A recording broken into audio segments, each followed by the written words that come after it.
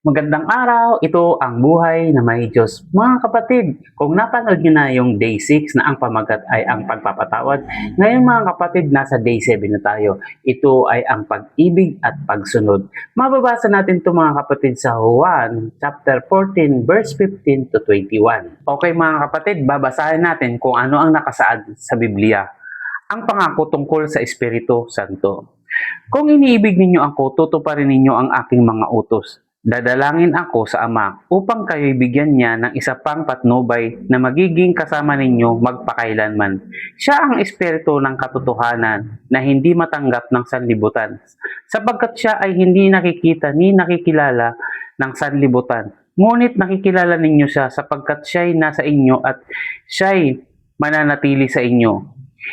Hindi ko kayo iiwang mga ulila, babalik ako sa inyo. Kaunting panahon na lamang at hindi na ako makikita ng sanlibutang ito. Ngunit ako'y makikita ninyo sapagkat buhay ako. Mabubuhay rin kayo. Sa araw na iyon ay malalaman ninyong ako'y nasa Ama at kayo na may nasa akin at kayo'y nasa inyo.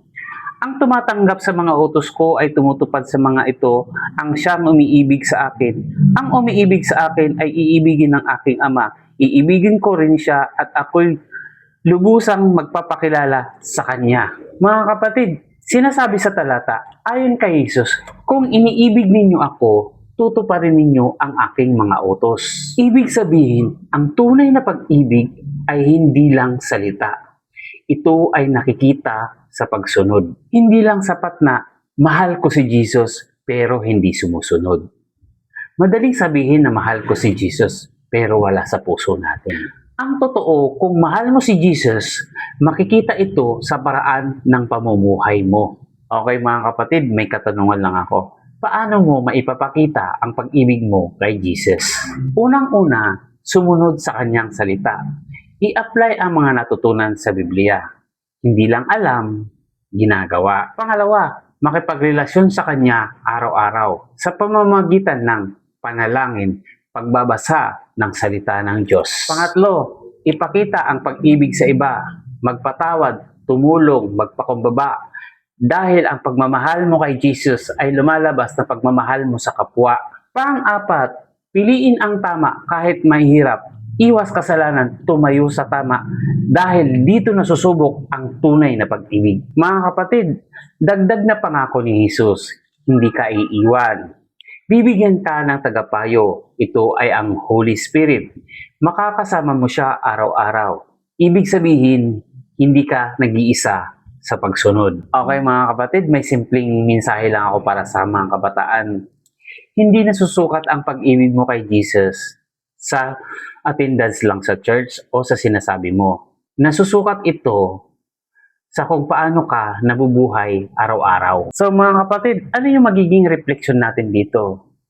Sinasabi ko lang ba na mahal ko si Jesus o nakikita ko sa aksyon ko? O kaya ano ang isang bagay na pwede kong baguhin simula ngayon bilang pagsunod sa Kanya? Mga kapatid, ito lang ang masasabi ko. Ang pag-ibig kay Kristo ay hindi perpekto, pero ito ay totoo at sumusunod. Kapag pinili mong magmahal at sumunod sa Kanya, babaguhin niya ang buhay mo mula sa loob palabas. Mga kapatid, sa nakaraang 7 araw ating sinimulan ang isang paglalakbay. Isang paglalakbay sa puso at buhay ni Jesus.